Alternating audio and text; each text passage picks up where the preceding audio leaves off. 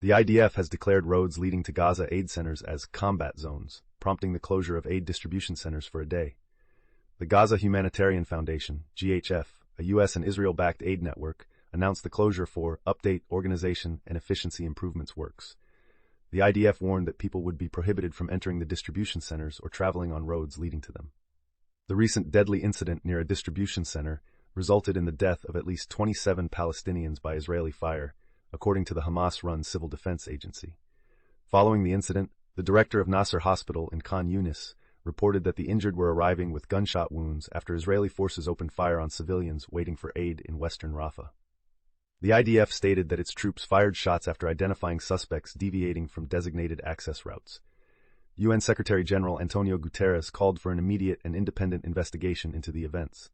Stefan Dujarric, a spokesman for Guterres, criticized the lack of clarity and accountability of the GHF, as armed men were seen around distribution points.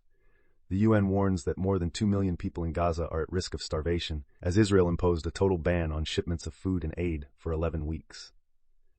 The GHF aims to replace the UN-led aid distribution network in Gaza, focusing on preventing supplies from being hijacked by Hamas. Critics argue that the new distribution system requires Gazans to collect supplies from centers in militarized zones, making it difficult for people to access aid. Stefan Dujarric and other humanitarian organizations have accused the GHF of failing to uphold humanitarian principles. Reverend Dr. Johnny Moore, a Christian evangelical pastor and supporter of U.S. President Donald Trump, was announced as the new head of GHF. He replaced former Chief Jake Wood, who criticized the GHF model and called it a death trap for aid distribution. Israel launched a military campaign in response to Hamas' cross-border attack in Gaza in 2023, resulting in numerous casualties. The recent incidents near aid centers have raised concerns about the safety and accessibility of humanitarian aid in Gaza.